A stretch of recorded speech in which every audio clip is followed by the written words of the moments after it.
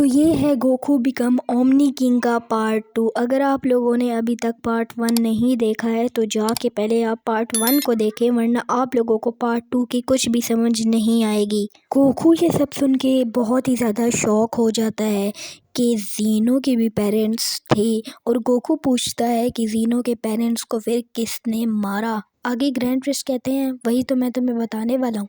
आगे से grand priest Goku से कहते हैं कि ज़ीनो के पेरेंट्स को एक आर्कन नाम के डीमन ने मारा है।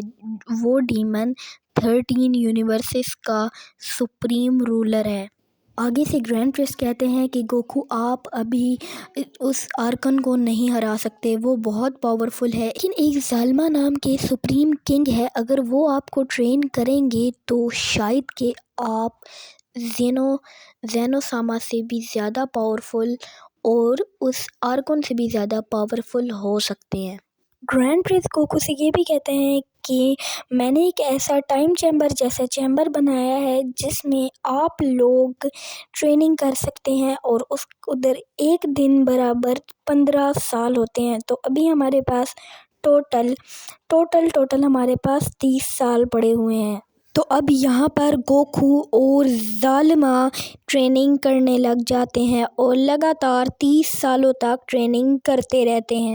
अब गोकू बहुत ही ज़्यादा पावरफुल हो चुका था। वो फिर ग्रैंड प्रिंस आर्कन के पास गोकू को ले जाते हैं, और फिर वहाँ आर्कन कहता है कि तुम मेरे सामने बच्चे यहाँ क्यों आए कच्चे। तो गोकू आगे से कहता है, आओ सिखाऊं तुम्हें अंडे का फंडा, ये नहीं प्यारे कोई मामूली। अच्छा खैर छोड़ो, उन दोनों की फिर लड़ाई हो जाती है और गोकू एक ज़ोरदार सी चीख मारता है और वो अपने वो फॉर्म में आ जाता है जो कि 30 साल उसने प्रैक्टिस करके लिया था, और अब वो एक ही हाथ मार के आर्कन को मार देता है।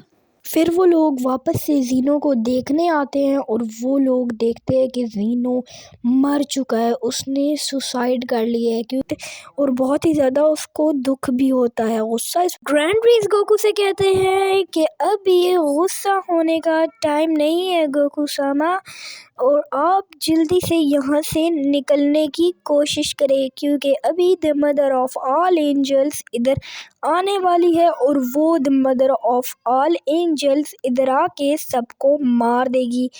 दरअसल एक टाइम पे ज़ीनो सामा ने इन मदर ऑफ ऑल एंजल के साथ थोड़े से इविल एंजल्स को भी एक जगह कैद कर दिया था, लेकिन अब वो लोग आज़ाद हो गए हैं और अब वो हमें मारने के लिए आ रहे हैं। अभी वो लोग बातें कर ही रहे होते हैं, तभी यहाँ मदर ऑफ ऑल एंजल्स अपने एंजल्स के इविल एंजल्स के साथ टपक पड़ती है और वो कहती है कि ज़ीनो कहाँ है। गोकू आगे से कहता है कि ज़ीनो तो मर गया पहले ही। आगे से वो मदर ऑफ ऑल एंजल कहती है कि चलो मेरा काम तो आसान हो गया, मैं तो उसी को ही मारने आई थी। तो अब ओमनी किंग कौन है? आगे से गोकू कहता है कि मैं हूँ ओमनी किंग। वो the mother of all angel जाके उसको पकड़ लेती है गोकू को। अब इससे पहले कि the mother of all angel कुछ करती, गोकू उसे बीच में से फाड़ देता है और बाकी आके जो इविल एंजल्स पे टूट पड़ते हैं, टपक पड़ते हैं और इविल एंजल्स को भी यहाँ से ख़त्म कर देते हैं। फिर आगे से गोकू कहता है कि मैं नहीं बन रहा ओमनी किंग।